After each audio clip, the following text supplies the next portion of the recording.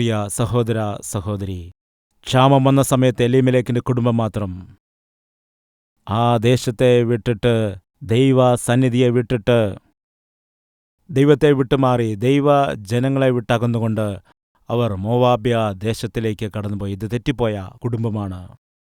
പിതാവ് വഴിതെറ്റിപ്പോയി, മാതാവും വഴിതെറ്റി, അവരെ കണ്ടുകൊണ്ട് അവരുടെ മക്കളും വഴിതെറ്റിപ്പോയി. എന്നാൽ എൻ്റെ ചോദ്യം ഇതാണ്: ഭർത്താവിനോട് സഹകരിച്ചതുകൊണ്ട് നവോമിക്ക് അത്ര വലിയ ഉത്തരവാദിത്തമില്ലപ്പോൾ. എല്ലാ കാര്യങ്ങളും പ്ലാൻ ചെയ്തതെല്ലാം എലീമേലെക്ക് തന്നെയാണ്. എന്നാൽ അതിന് സമ്മതം മൂളിയതുകൊണ്ട് ഭാര്യയായിരിക്കുന്നതായ നവോമിക്ക് ഭർത്താവും നഷ്ടമായി, തൻ്റെ മക്കളെയും നഷ്ടപ്പെടാനിടയായി. ഈ 4 പേരിൽ ഏറ്റവും കൂടുതൽ കഷ്ടപ്പെട്ടത് നവോമിയാണ്. എന്തുകൊണ്ടാണ്? ബാക്കിയുള്ളവർ മരിച്ചുപോയി. പിന്നെ എന്താണ്? അവർക്കൊന്നും അറിയണ്ട, അവർക്ക് ഒരു വേദനയുമില്ല. എന്നാൽ ജീവിച്ചിരുന്ന കഷ്ടതയെല്ലാം അനുഭവിച്ചത് നവോമിയാണ്. എന്നാൽ ആരാണോ ആ ക്ഷാമത്തിൽ, ആ ബുദ്ധിമുട്ടിൽ, ആ കഷ്ടതയുടെ മധ്യയിൽ ദൈവത്തെ വിട്ടുമാറാതെ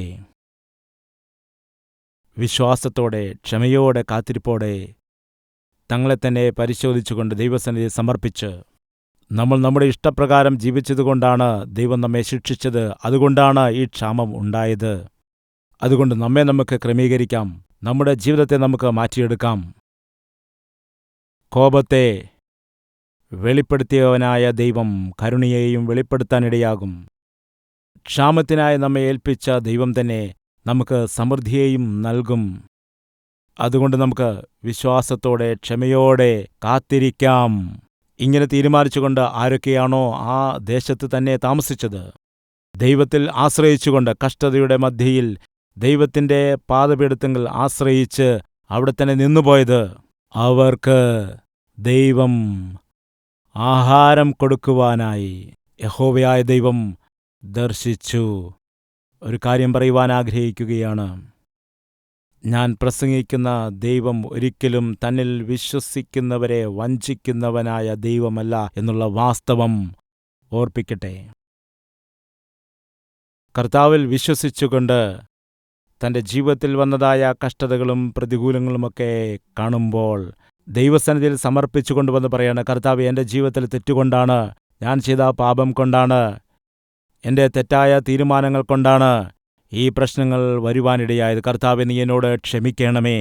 ഇങ്ങനെ പ്രാർത്ഥിച്ചുകൊണ്ട് കർത്താവിൻ്റെ കരുണയ്ക്ക് വേണ്ടി യാചിക്കുകയാണെങ്കിൽ, കർത്താവെ, എൻ്റെ അനുവാദം കൂടാതെ മറ്റുള്ളവരുടെ പ്രവൃത്തി കൊണ്ടാണ് ഞാൻ ഈ കഷ്ടത അനുഭവിക്കുന്നത്. എൻ്റെ ഭർത്താവിൻ്റെ ജീവിത രീതി ശരിയല്ല, ഞാൻ പറയുന്ന കാര്യങ്ങളൊന്നും മനസ്സിലാക്കില്ല, അദ്ദേഹം എടുത്ത തെറ്റായ തീരുമാനം കൊണ്ടാണ് ഇന്ന് ഭാര്യയായിരിക്കുന്ന ഞാനും മക്കളുമൊക്കെ കഷ്ടത അനുഭവിക്കുന്നത്. എന്തെങ്കിലും ചെയ്ത് കർത്താവെ നീ വിടുവിക്കണമെന്ന് ഞങ്ങൾ വിശ്വാസത്തോടെ കാത്തിരിക്കുകയാണ്. അല്ലെങ്കിൽ ഒരു ഭാര്യയാകട്ടെ, ഭാര്യയുടെ പ്രേരണ കൊണ്ട് അല്ലെങ്കിൽ ഭാര്യയുടെ നിർബന്ധത്തിന് വഴങ്ങി എടുത്തുചാടി തീരുമാനമെടുത്തുകൊണ്ട് ഇന്ന് സാമ്പത്തിക ബുദ്ധിമുട്ട് അനുഭവിക്കുന്ന ഒരു ഭർത്താവാകുന്നുവെങ്കിൽ, കർത്താവെ, എനിക്ക് ആ വീട് വാങ്ങുവാനുള്ള യാതൊരു ഉദ്ദേശവും ഇല്ലായിരുന്നു, അതിനുള്ള വരുമാനമില്ലായിരുന്നു. എന്നാൽ ഭാര്യയുടെ ഒരേ നിർബന്ധം, ഒരേ ശല്യം, അതുകൊണ്ടാണ് ഒന്നും ചെയ്യുവാൻ കഴിയാത്ത അവസ്ഥയിൽ ഇനി എന്താണ് ചെയ്യേണ്ടത്? അങ്ങനെ ഭാര്യയുടെ നിർബന്ധത്തിന് വഴങ്ങിക്കൊണ്ടായിരുന്നു കടം വാങ്ങി വീട് വെച്ചത്. എന്നാൽ ഇന്ന് കടം വീട്ടുവാൻ കഴിയാതെ ഭാരപ്പെടുകയാണ്. ഞാൻ ചെയ്തത് തെറ്റാണ്, എന്നാൽ ഞങ്ങളോട് കരുണ കാട്ടിയാൽ, ഞങ്ങളെ ദർശിച്ചാൽ ഈ കഷ്ടതയിൽ നിന്ന് പുറത്തു വരുവാൻ കഴിയും. ഞങ്ങൾ നിന്നിൽ തന്നെ ആശ്രയിക്കുകയാണ്. ഇങ്ങനെ പ്രാർത്ഥിച്ചാൽ കർത്താവ് നിശ്ചയമായിട്ടും ഉത്തരം നൽകും. കാരണമറിയാമോ? അവൻ തന്നിൽ വിശ്വസിക്കുന്ന ആളുകളെ ദർശിക്കുന്നവനാണ്. ഞാൻ പ്രസംഗിക്കുന്ന കർത്താവായ യേശുക്രിസ്തു. അവനിൽ ആശ്രയിച്ചുകൊണ്ട്, അവനിൽ വിശ്വസിച്ചുകൊണ്ട് നിൽക്കുന്നതായ തൻ്റെ മക്കളെ വീണുപോകാതെ കാക്കുന്ന ദൈവമാണ് കർത്താവ്.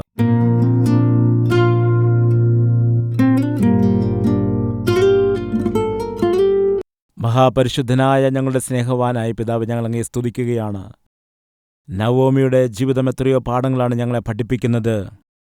കർത്താവ് വഴിതെറ്റിപ്പോയതായ ഒരു മകൻ്റെ കഥയെക്കുറിച്ച് ഞങ്ങൾക്കറിയാമെന്നാൽ ഇത് വഴിതെറ്റിപ്പോയ ഒരു കുടുംബത്തിൻ്റെ കഥയാണല്ലോ.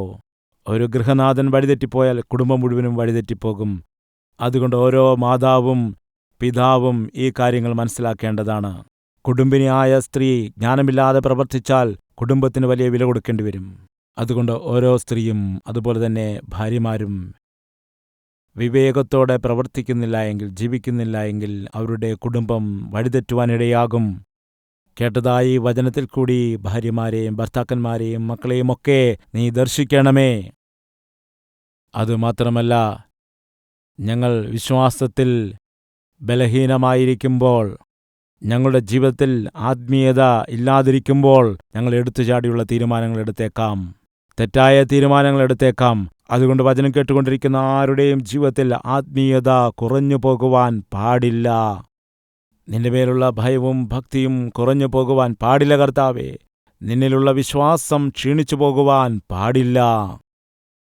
നിന്റെ സാന്നിധ്യമുള്ളവരായി ജീവിക്കുന്ന ജീവിതാനുഭവങ്ങൾ കുറഞ്ഞു പോകുവാൻ പാടില്ല കർത്താവേ.